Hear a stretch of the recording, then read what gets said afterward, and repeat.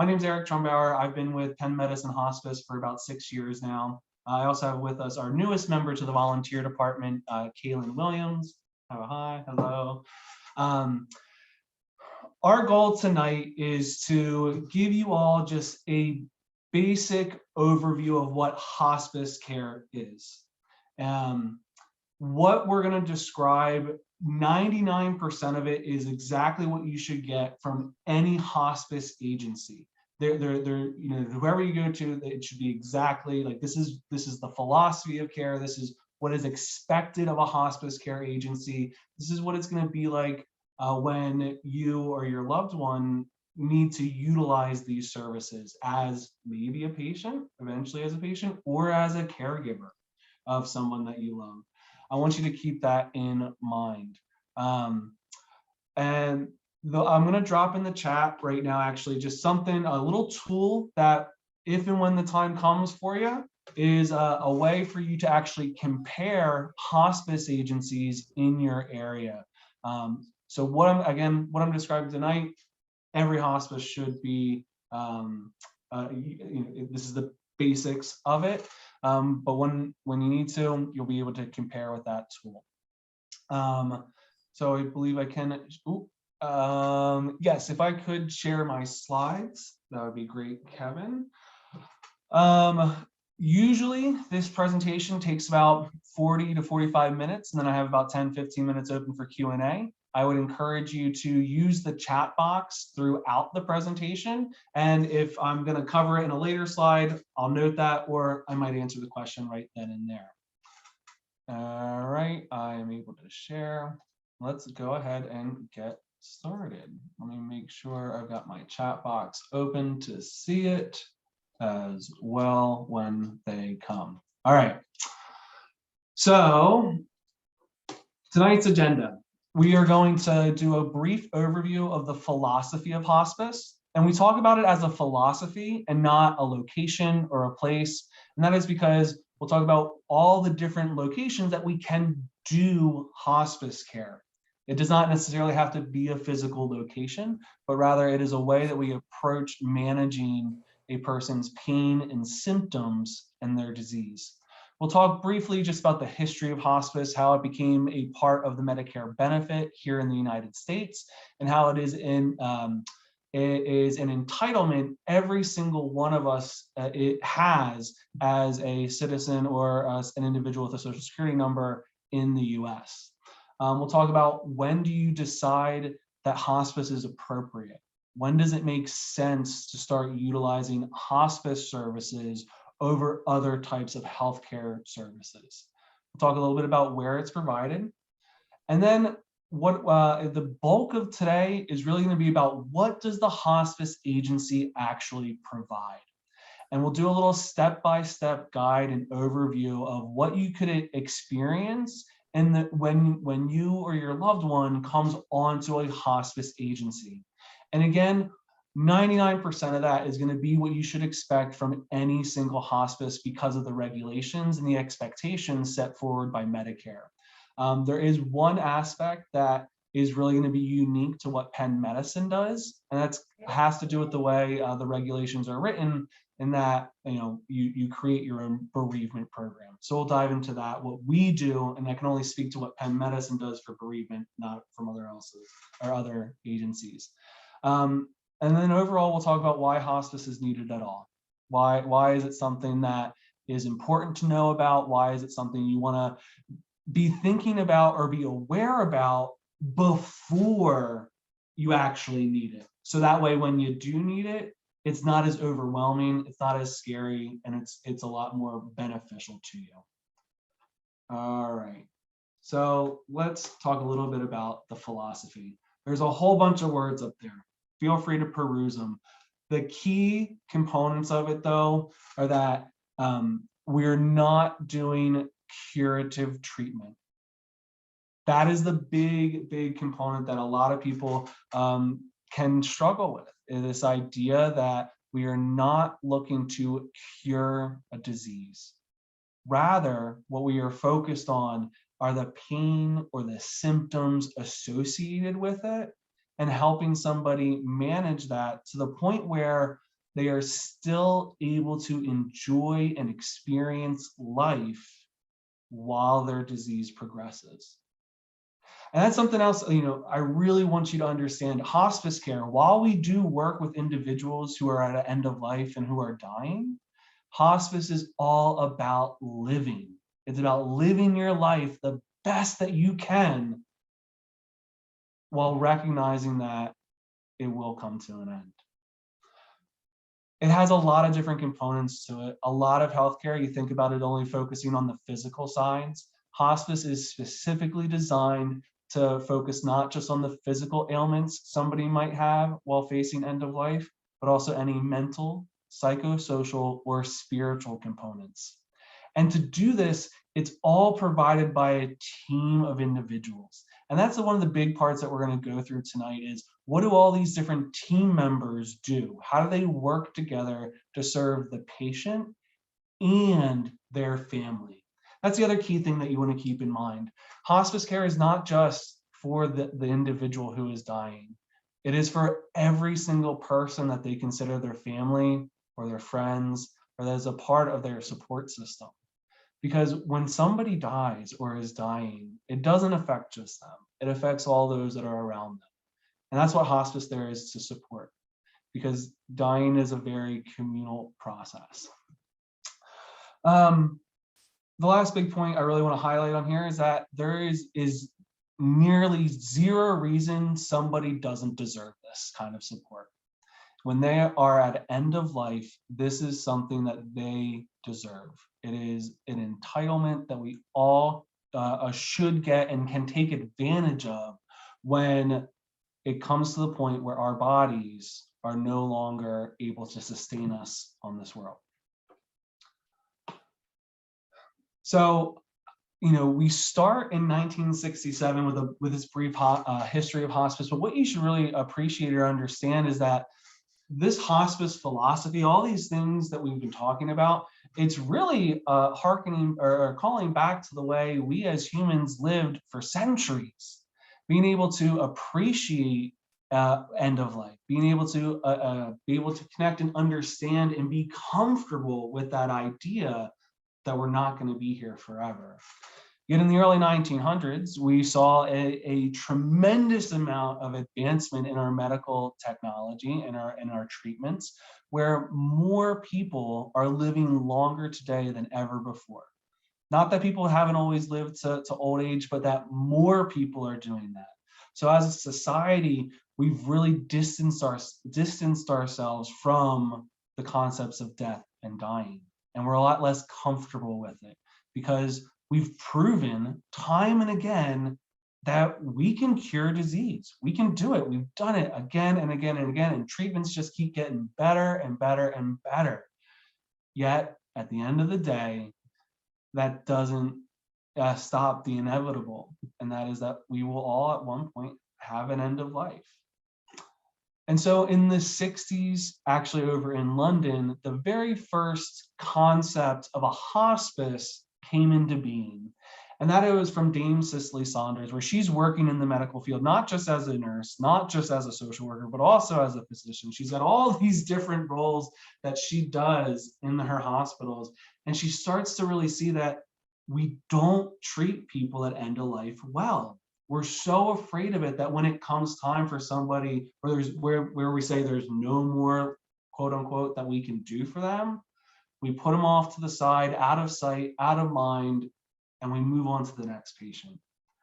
Well, what she realizes is that there is still so much that we can do for that person, even if it's not what we typically call curative medicine or what we expect from a doctor. So she founded the first hospice over there. And then in 1969, Dr. Elizabeth Kubler-Ross publishes On Death and Dying. This is a book that really makes its way into the mainstream and allows the United States culture to really start having terms to talk about death and dying.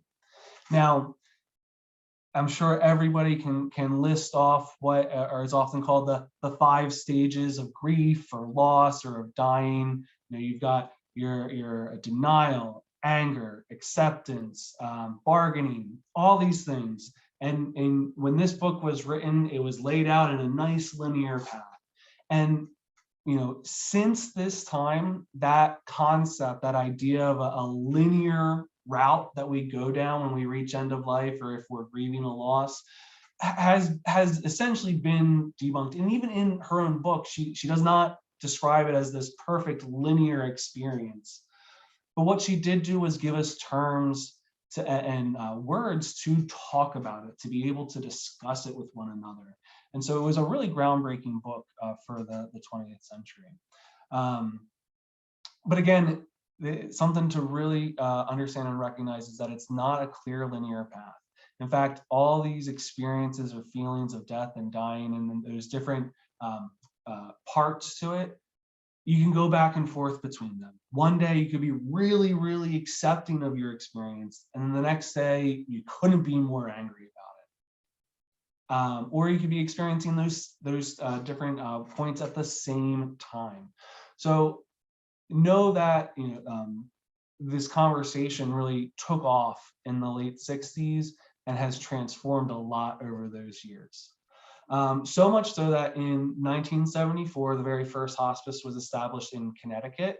This hospice, like many of the other ones that spawned from it up until 1982, more or less all volunteer run, volunteer driven. Volunteer nurses, social workers, chaplains, you name it, the whole staff, everybody just doing this work because they know that these people deserve it. In 1982, that's when hospice officially becomes a Medicare benefit. It starts off as a trial run for about 4 years before they end up making it permanent as a part of Medicare. What this means is that any individual 65 years and above who's paid into the Medicare services over their lifetime is able to elect the hospice benefit from Medicare when they reach eligibility requirements. And we'll talk a little bit about what eligibility looks like in a moment. There is absolutely no charge to the individual who's utilizing their Medicare benefit for hospice. It is an entitlement. It is something that we all deserve, and it's unlimited. So those are two key things to really keep in mind, is that it's an unlimited benefit and it's 100% free of charge. Now, what will actually be covered is a little different, as we were discussing before. Curative treatment is not covered under hospice. If you ever heard the term palliative before, that style of treatment is what is covered, and that is focusing on the pain and the symptoms associated with disease progression. Medicaid also has a hospice benefit. Unfortunately, there are people who are under 65 who will end up needing to utilize hospice services. There is also a VA benefit for hospice. This provides an extra layer to hospice care for veterans in our country. The veterans benefit can run concurrently to the Medicare benefit. So if there are any veterans on this call tonight or that are watching this recording later, if you are not currently enrolled with the VA, just a little PSA, I highly, highly encourage you to do it sooner rather than later, because there are some special benefits that veterans receive through their VA hospice benefit that they don't get, that don't come with the regular Medicare civilian benefit. Feel free to reach out to me with any questions about that. We won't cover the details of that tonight, but just want to make sure everyone knows that there's a lot of different places that this is covered. Most private insurance also has a hospice benefit. More often though, in private insurance, it is limited in ways. So you'll have to look into that with your specific insurance coverage. But if you're on Medicare, Medicaid, in the VA, unlimited, use it when you need it. Now, when would you actually want it? What does it mean to need hospice care? So what you want to understand is that hospice can be used and utilized for months at a time. It is not just for the last few days of life or the last few weeks. People can be on hospice for months. I've even seen some people on it for up to and even over a year. How it works is that we're looking for a prognosis of 6 months or less. So when somebody first signs on to hospice, they start their first benefit period. And at the beginning of that benefit period, we ask the same exact question, or we ask a specific question. And that question is, if we allow this disease to run its normal and natural course, do we believe it will likely result in their death within 6 months or less? And then their second benefit period will start at 3 months later. And we will ask that same exact question. Do we believe that there's a reasonable chance they will die within 6 months or less? And then at the next benefit period, we will ask the same exact question. And that's why or how it's able to go on, or it's an unlimited benefit. But we regularly check in, does this person remain eligible for hospice? Because here's the other thing that you should keep in, or can keep in mind. Sometimes we see somebody that we believe is eligible for hospice, they're on for a couple of months, and then we're like, wow, you know what? Without all of those invasive, aggressive, curative treatments, this person's actually started to bounce back a little bit and get a little bit better. And you know what? They're not any longer eligible for hospice, and we will discharge them. Or somebody might say, hey, you know what? There's this new treatment that came out. I'd like to give it a shot. Great. We'll discharge you from hospice to allow you to go back and start receiving that curative treatment. You can go back and forth to hospice as many times as you want. Now, does it happen all the time? Does it happen that often? Not really. I'll be honest with you, it does not happen all that often. I want to make sure we're managing our expectations around that concept. But to make it a little less scary, I hope you understand or notice or realize that, you know, going on to hospice doesn't mean you're going to die tomorrow or you're going to die in a week. Hospice can be, you can be on it for months at a time. And during that entire time, you have a whole team of people that are there to support you with getting the most out of life that you can. So while on or utilizing the hospice Medicare benefit, you are agreeing to discontinue curative treatment. That's things like advanced blood tests, CAT scans, surgeries, any kind of diagnostic medicine. You know, the reason that's all discontinued is because if you find something else out, is it really going to change what our path is, what you're going to do? If you've already been, experiencing chronic disease for years and you've reached a point where you don't want to go back to the hospital, you don't want any more aggressive treatments that drain you, knowing more isn't going to change the treatment plan, isn't going to change what you want and what you do. So keep that in mind. The other thing that, based off of everything I just said, the next line, some people are like, Eric, how is that possible? How can DNR or do not resuscitate not be a requirement for hospice? So the reason for that is when you sign up for hospice care, you sign up for a very specific disease as your hospice diagnosis. And not all diseases will progress in a way that leave you unable to breathe or with your heart stopping. So, while we will do a lot of education and discuss the benefits of a DNR and the benefits of not being a DNR and kind of help lay out all the pros and cons to that for you, it is not a requirement. You can't receive CPR, rescue breathing, all of that, and still be on hospice care. And then just a note that there is this VA again. Okay, so where do we do it? Well, the primary place that we ideally are going to perform hospice care is in your home. It's typically where our patients and their families find they are most comfortable. where it's easiest to get to, where your surroundings. You've got your favorite spot on the recliner. You've got you got everything just right in your own home, and that's where we want to do it. That is the ideal place to do it. All of our team members will come out into the home. But if your loved one is in an assisted living facility or a nursing home or a group home, we go into there as well.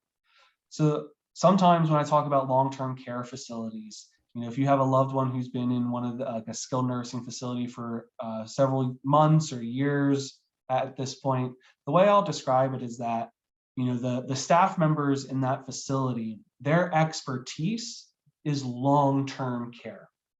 They are there to support somebody with a chronic illness longitudinally. Yet at some point, nearly all diseases will lead to a point where they're going to cause the body to shut down. They're going to cause death. And so the hospice agency can come into these long-term care facilities as the experts in end-of-life care. And we provide extra support to those long-term care facilities for individuals who have the unique experience or the unique needs that come with end of life. Now, sometimes you might already be in a hospital, and you might be in any ICU, in your nearby hospital. Hospice care, again, it's a philosophy. And so we can perform that philosophy wherever the patient is. Sometimes we have patients that cannot safely leave a hospital setting. And so our teams will go there to them. The other hospital-like another medical setting is what's known as an inpatient unit. I know that there's lots of different types of inpatient units, but in reference to hospice, these are designed as short-term care facilities. They are typically located near or around a hospital, but separate from. And they're a place where you're receiving 24/7 care from nurses, aides, doctors, when the patient is experiencing very extreme pain or symptoms that we can't manage in a home care setting. They might go to an inpatient unit where they'll get that round-the-clock care.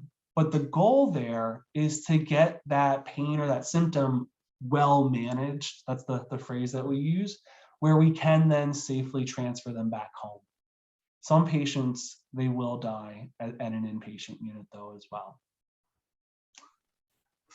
So the gist of this though, wherever the patient is, that's where we can do hospice. We have some patients too that will go on vacations and travel around. We just had a patient fly down to Florida. Now, while our nurses would love to go on that trip with them on their vacation, what we'll do is contract out to a local hospice agency to kind of be your point person or your point group while you're down there. And then when you come back, you're right back with us. So, keep that in mind. Our hospice patients, they are living life to the fullest. That is what it's about. Wherever they're at, that's where we go to support them. So, all right, what does it provide? A whole slew of things are covered under your hospice benefit. We put the patient and the family right there at the center.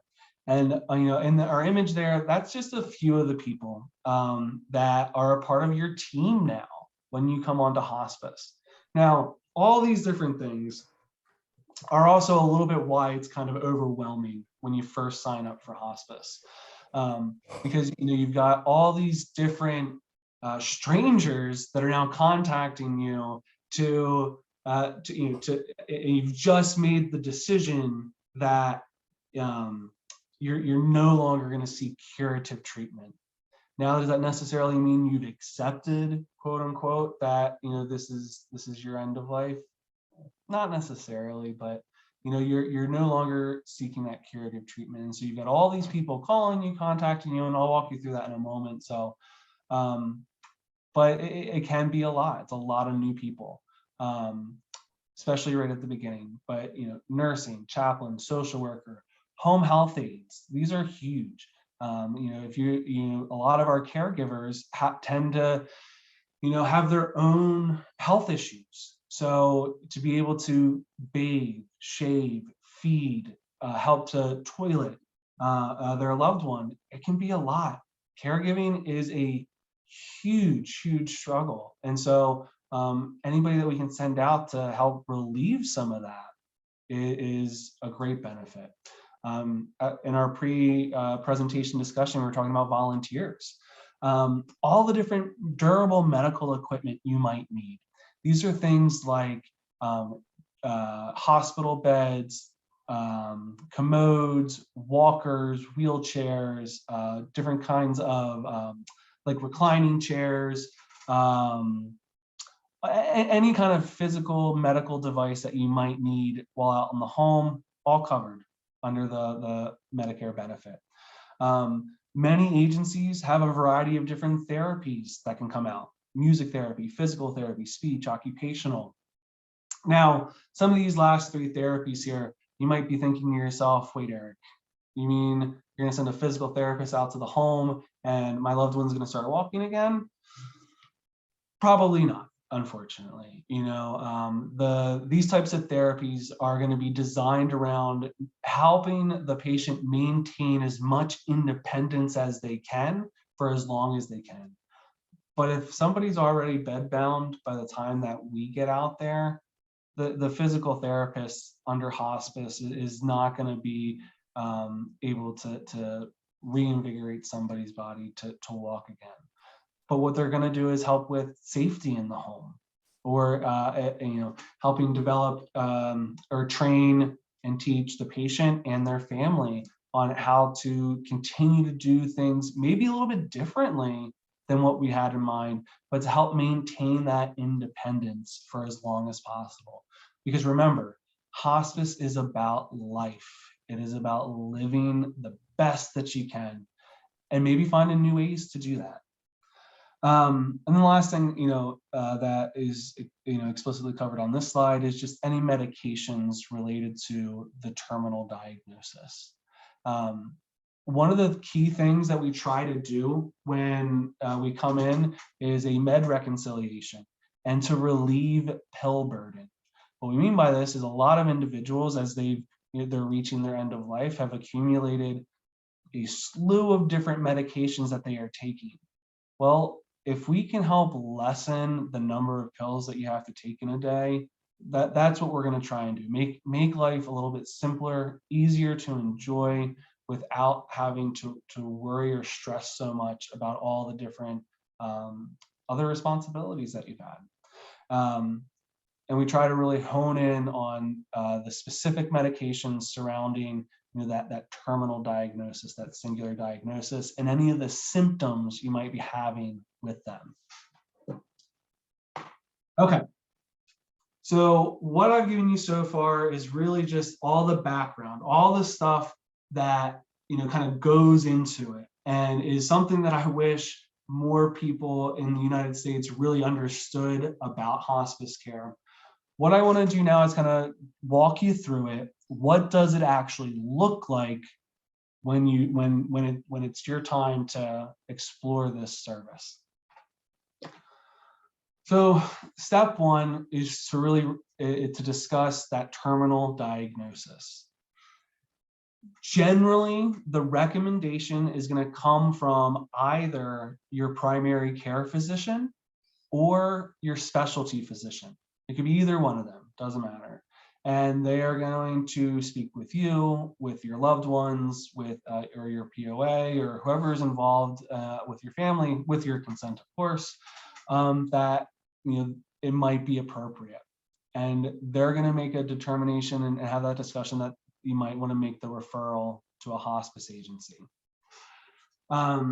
The key thing that they're looking for, that we described before, is that if we allow the disease to run its normal and natural course, it'll result in your death or in your loved one's death within 6 months or less.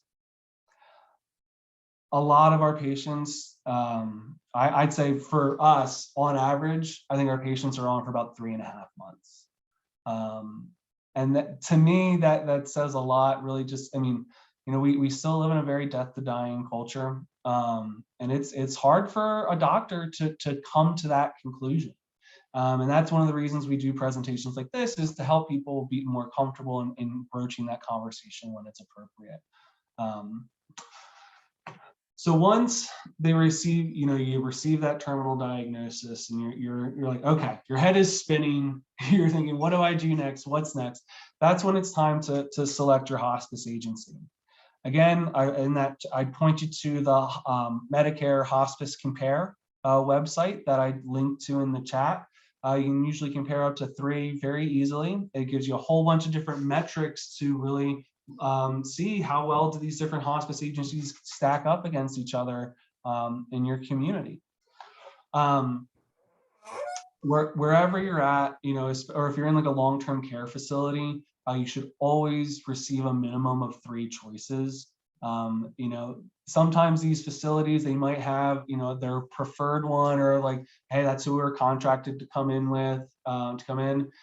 The thing you should know is that if you have a hospice agency that you want to use, you have every right to use that hospice agency.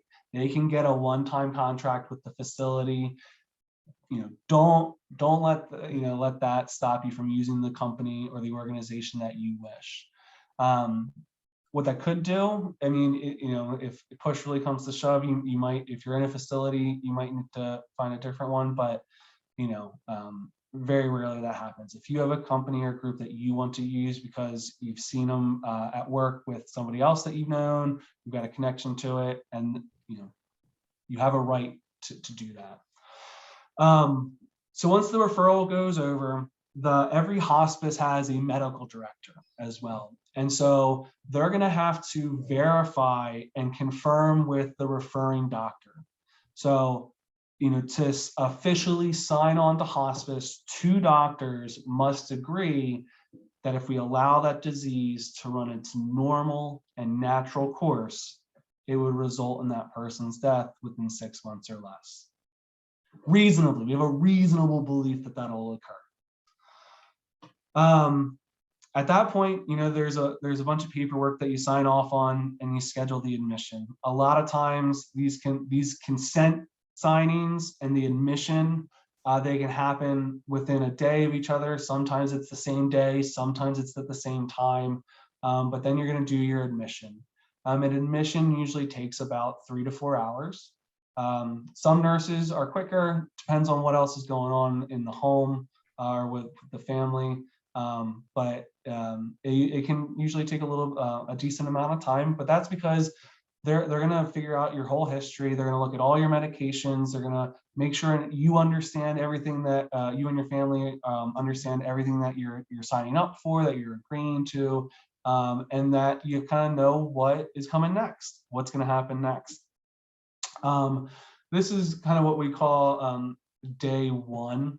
And I say that because in the regulations for Medicare and hospice, the first 5 days of coming on are very important. And for you as a family member or as a patient, can be extremely overwhelming. And so that's one of the things that I hope that you walk away with, that, if and when that time comes for you or your family member, you know to expect it's be a little crazy those first 5 days, and that it's okay. Because I feel so bad for folks that don't know that, and it can be a lot. Because here's what's going to happen next. You're going to start service. So within 5 days, you just had the RN do an admission. Within 24 to 48 hours, they have to come out again. All right. So within 2 days, you've got the nurse. You're seeing the nurse twice. Sometimes it's the same nurse. Sometimes it isn't. Within those first 5 days, the social worker has to make contact with you. Has to make contact with you as the patient or you as the power of attorney. Ideally, they're going to make a visit within those first 5 days or schedule their initial visit. The chaplain, same thing. They have to, by law, by regulation, call you within those first 5 days to schedule an initial visit. Now, those 3 disciplines right there, that is the crux of your care team. Every single time a patient signs onto hospice care, no matter what, you get those 3 individuals assigned to you. That is your care team. Now, you might decline a social worker, you might decline a chaplain. That's all well and good. The only discipline you cannot decline is the nurse. You have to have the nurse come out. Otherwise, why'd you sign on to hospice? Social worker and chaplain, you don't want them, you don't need them. That doesn't mean that there's not still a chaplain or a social worker following your case and helping out. Home health aide starts. They usually start within those first 5 days. If you request it, they're going 3 to 7 times a week, usually for about an hour to help with those different lifestyle things. You're going to start receiving the durable medical equipment within those first 5 days. And that's all coming into your home, getting set up. They're training you how to use it. And then other departments, they might start calling you to schedule. I know for us at the volunteer department, we try to wait until these first 5 days are done because we know how crazy and overwhelming they are. We reach out a little later. But then all those various other therapies that we discussed.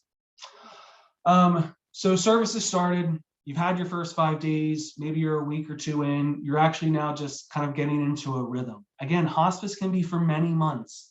So you're utilizing the services. This is what we call routine level of care. The nurses coming out 1 to 2 times a week, social worker 1 to 2 times a month, chaplain 1 to 2 times a month, home health aide 3 to 7 times a week. If you have a volunteer, yes, a volunteer is a member of your care team. They're coming out 1 time, usually about once a week. Which a big misconception a lot of people have is that hospice is not, we're not in the home 24/7, yet we are available 24/7. Most patients have a caregiver of some sort, a spouse, a child, a paid caregiver. Some of our patients, they do live by themselves. They are, we dub them a live-alone. They are still entitled to hospice care, but they're managing it themselves. But again, they're entitled to it. They're, and they are going to stay in their home. Great. How do we make that happen for you? How do we make sure you are safe in your home as the disease progresses? All right, let's talk a little bit about these roles then. What do they do? How do they support you? Your nurse, that's your team lead. He or she is your captain, overseeing all the other disciplines. They are really your crux. They're helping you coordinate the medications. They are the ones training you or educating you on the different treatments. They're the ones making recommendations to the doctors about treatments or different therapies that are going to be effective. They are going to really help you walk through what to expect physically. So there's a lot of education. I mean, every disease has its own type of progression, depending on if it's something that affects the lungs, depending on each type of cancer, depending if it's a heart disease, whatever it is, they're going to help you understand what to expect as you decline or as your loved one declines. And then they support the caregiver with training on all those different hands-on activities. How to properly rotate a patient in bed so they don't get bed sores, how to help feed them when they're no longer able to do it themselves. Anything that can kind of help increase that person's quality of life. The social worker, these folks are amazing. They take on what I see as kind of like a dual role. There's an emotional support to it. All of Penn Medicine Hospice's social workers are licensed clinical social workers, meaning that they have been certified or licensed in counseling of some sort. So they're there to just help you, navigate all the different feelings that are gonna come up. All those things that we were talking about with Dr. Elizabeth Kubler-Ross, the anger, the sadness, the overwhelmingness of it all. They're there. They are experts in this, in helping you sort through what you're thinking and what you're feeling, and not just the patient, but the caregiver as well. But then they're also going to look at all of these different resources that can be pulled in and utilized by you as the family or the patient. Navigating the advanced directives. I'm so glad to hear that you're doing another advanced directives specific one of these things. They're so important. or even if it's just funeral planning. So many people at time of death, the family members might not know what do we do right then? Who do we call? What happens? It's best to, it's easiest, it's less stress inducing if you have a plan. And sometimes funeral planning is all around, what do you want to happen at your funeral? What kind of rituals do you want to perform? They can help you explore that with yourself as the patient or with your family. And then it might be looking at the different community services. As I mentioned, 65 plus, that anybody in this country with social security number 65 plus entitled to hospice care. And so depending on what resources you might have yourself, or don't have, the social worker can help identify things like paid caregiver support, long-term care facilities, different types of financial assistance, groceries, you name it, Meals on Wheels, whatever. One of the ways we sometimes describe them as social workers is a master problem solver. Whatever the problem is, the social worker will figure it out. Maybe they're the ones calling the Social Security Administration, or the Corporation on Aging for your county, or they're helping you navigate that. They're amazing. So, all right, the hospice chaplain. So this is a really interesting role. We are not affiliated with any particular religion or denomination. Most hospices tend to be able to serve any individual of any faith. What is awesome about our chaplains is that they are not there to replace your personal religious leader or spiritual leader, but rather to supplement. Remember, hospice staff are experts at end of life. That's where we come in. So our chaplains, they've all been through pretty intense master's prepared educational facilities. So some have done religious studies, some do have a master's of divinity. Our chaplains, they range from Buddhist, Christian, Muslim, Wiccan, everything. Like they're there to be able to support the patient and their family regardless of what their own religious proclivities are. And so, if you personally do identify with a specific religion, they don't know all of them. That would be an intense ask of anybody, but they know enough or a little bit about a lot of them. And if whatever they don't know, they know where to find the information. They're there to support somebody with whatever their religious experience is, but more importantly, they're there to focus or support in your spiritual experience. One of the things that I get looked at a lot about when I say this, I personally am an atheist, and I would love to have a chaplain as a part of my end of life hospice team. They can support anybody regardless of your religious or spiritual beliefs, because again, it's about living. It's about connecting to the things that you find meaning in, connecting to the things that you value, and honoring and recognizing them and helping you enjoy them for as long as you can. That's just what's so awesome about chaplains, is that that term comes with a lot of baggage. There's always a lot of discussion like, oh, should we use the term chaplain anymore? We do, we do continue to use it, but it's really something to keep in mind and keep in the back of your head about kind of if you want the chaplain to come out. They're not there to push anything. They're not, if you wanted to talk baseball, heck, most of them are probably gonna be able to talk baseball with you. If that's what you value and that's where you find a connection, let's do it. So chaplains are great. They are not, but they're not specifically about focusing on the religious aspects. They are not there to replace your religious leader. They're there to supplement and to focus on these other things on a regular basis. They're going out pretty often. The role of the hospice volunteer. The primary role is that of a visitor, somebody to provide companionship. What I love about hospice volunteers is that they walk this very interesting middle ground between all the other team members and your family members.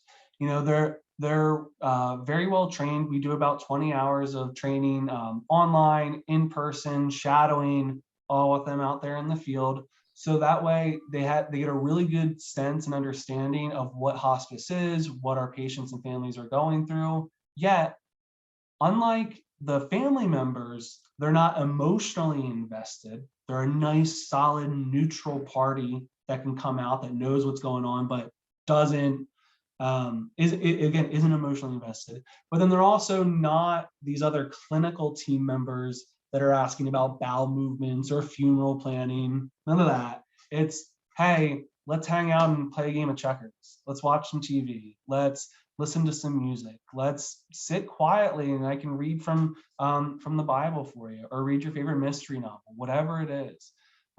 It's all about helping that person continue to engage and enjoy life. Then they can also do a lot for caregivers. Our caregivers will sometimes just take that hour that they're visiting to run errands, grab coffee with a friend, just take a little bit of a break while the volunteer remains there at the home. We do have volunteers that do Reiki, occasionally massage, occasionally pet therapy. We have a lot of volunteers that make quilts, that make blankets, that write letters, and that support in our bereavement program. So there's so much that they do. It's really awesome, but they're just another supplement to the care team. All right, so that's all what's happening when you're on service, and that can be all going on for several months. Once a patient starts to decline, or so what I've been describing all previously is what I call disease progression. At a certain point, somebody is going to start to actively die. And that means their body is now shutting down, usually organ system to organ system. This could require the inpatient unit level of care I discussed previously. There are increased visits by nursing, chaplain, and social worker when we've identified, hey, this person has reached this stage. Gone from My Sight, it's a fabulous little book. If you ever come across it, I encourage it. You give it a quick read. It's really easy to read. It walks you through what does dying look like 6 months out, several weeks out, days out, hours out, because it changes all the way through all these different signs and symptoms that could occur. It's a great book, real easy read. You can read through it in probably 15 minutes. And then the patient will end up eventually dying. That's not where hospice ends, though. Hospice doesn't stop at that point. Hospice is required by Medicare to provide bereavement support. So the next few things that I'm going to share with you are very specific to what Penn Medicine Hospice does in bereavement. This is one of the things that Medicare leaves wide open. They don't really give any other guidance other than you have to have a bereavement program. So what we do, you get a phone call immediately following the death of condolence call. If they're not there already when it happens, you're going to get a follow-up from our bereavement team within at least 30 days. Sooner, if we think you might need a sooner follow-up. The reason we choose 30, though, is that that's the moment for a lot of families where the supports from the friends and the neighbors and stuff starts to really dwindle. But that doesn't mean grief has stopped. It doesn't just disappear all of a sudden 30 days later. And that's when our bereavement team will reach out, if they haven't already, to begin offering more of our services. We offer ongoing individual support for 13 months. We start the goal, we'll get into the goals in a second. But then there's also mailings that we'll send out. You get this no matter what. 3, 6, 9, and 13 months, we send out a little mailing saying, hey, here's what you might be thinking or feeling. Totally reasonable, totally cool. Give us a call if you need anything. We're here for you still. We do support groups throughout the year. And then we also offer quarterly programming for grieving families after the 13 months, chance to get together with other folks that are in other families that have experienced a real shift in dynamic because they've lost somebody. And then we also run a grief camp annually for children and teens. This happens usually once a year in June. And it's a fabulous, great time. I've really enjoyed running it the last few years.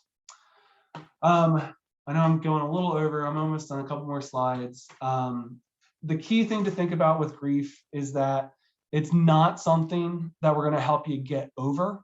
You don't get over grief. Grief is a lifelong experience. It's not going to go away. But what we're going to help you do is to develop healthy coping strategies for it, to prepare you for those moments of grief that are going to wash over you at different points, that are going to be triggered by things that you may or may not necessarily always know. And that's totally okay. That's how grief works. So we want you to help steer you towards, building legacy around the person that you have lost, and how do you re-engage with the world while being able to honor that legacy and relearning what it means to exist when they're not physically present anymore. Okay, quick summary of it all. It's comfort care for the terminally ill. It's part of Medicare, Medicaid, VA benefits as well, and most private insurance. It's an entitlement. You do get it. There should be no charge for you to receive this care. There's a wide variety of different specialties that are involved. The only one that you have to utilize to remain on hospice is the nurse. All the others, they're there if you want them. And it focuses on more than just the physical aspects of end of life, but the mental, psychosocial, and the spiritual side. And then it's care for the entire family, not just the patient. And that's why, it even includes after the patient has died. That is our generic number for Penn Medicine. I put up here to the Penn Medicine Volunteer Department. That is the department Kaylin and I both hail from. We do these types of presentations with some bit of regularity. A big part of what we do in the volunteer department is to help educate people about this. The more people that have just a basic understanding of what to expect and why they might want to utilize hospice, I think the more you're going to get out of it when the time comes. These are our 3 locations. We have 2 here in Pennsylvania.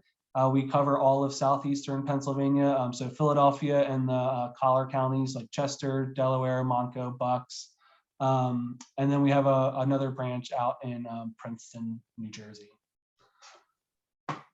Whew. All right. I ad-libbed a little bit there, so I know I added a few more things that I think I usually do, but I'd love to, if it's okay, to go 2. If there's any questions, I can stick around. I don't mind if anyone's thinking or feeling anything right now. So Eric, what about somebody who is not 65 but is on Medicare? That was my question. Yeah, no, if they're not 65, they're on Medicare, absolutely. Yeah, so if they're using Medicare, it's a Medicare benefit. Yeah, I just use 65 because that's what we usually see. But if they're using Medicare for like a disability or any other reasons, yes, yep. Yeah. Well, how about if it's so a follow-up? So how about if they're under 65 but they're not on Medicare? They may have private insurance. Like, yeah, I know there's not much time right now, but is that? Yeah. So private insurance is going to be different from each insurance company to the next.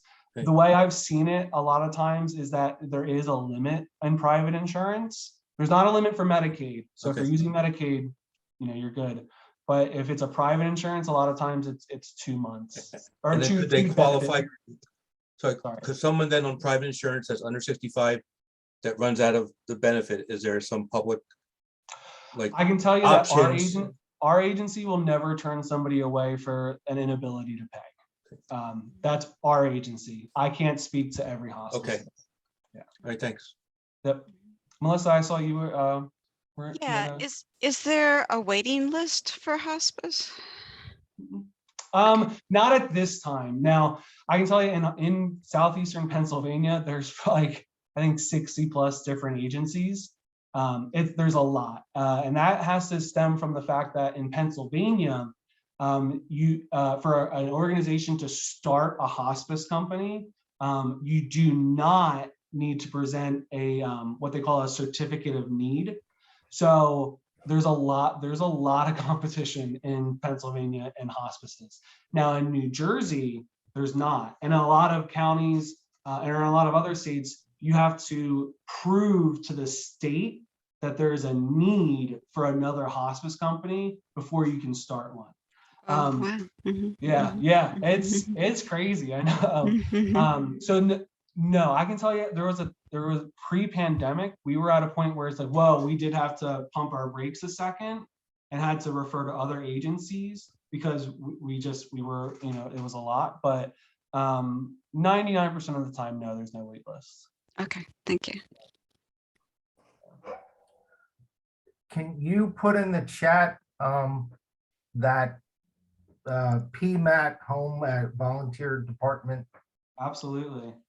Yeah, I'll also, what I'm going to drop in there is I'll put in our website for hospice volunteers. That should get you right to, oh, it didn't make it a link. I don't know why. And Eric, I filled out the application and, you had said it was going to take a few months to go through. I was pleasantly surprised that within like a week, they, emailed to set up an interview. I sent them a whole bunch of times and I never heard another word. Huh. How long ago was that? It was the first full week in March that they contacted me the beginning of March, and then I gave them a whole bunch of dates the week of like the 7th and didn't hear anything back, but I knew I was going to be seeing you, so I just I will look into that for you. Yes. It's over the course of the pandemic, we've kind of been like a lot of people are trying to volunteer, so it's all like in like the areas that like our goal with the volunteer is to keep you within a 20 to 30 minute radius of wherever you live, and covering 5 counties you might have like, we have a lot of volunteers in some pockets, but then like none over here and none over there. It's yeah, but I apologize for that. And we will you said you needed them in Bucks County, so yes. I kind of thought I was the dream applicant, Yeah. Mm-hmm. Yeah. No, we will follow up with you this week. Okay. I promise you. Yeah. Cool. I guess I have another question. The home health aides, are they regulated in some way, or does it vary by state? So I know have to create do regular education. It is they do get certified in it. So there's a certification and they have to have regular ongoing education in it. So there's a lot of times where families will reach out to us for volunteers. And I'm like, I think what you really want is a home health aide, because volunteers don't do any feeding. They don't do any hands-on care. It's all very specific to like, especially when working with somebody who's on hospice, there's a lot of, there's special ways to handle somebody whose body is not, who's not healthy. Yeah, sure. And does like Medicare set their salaries then? Not that I'm aware of. No, I think that's all agency by agency. Yeah. Okay. Good question though.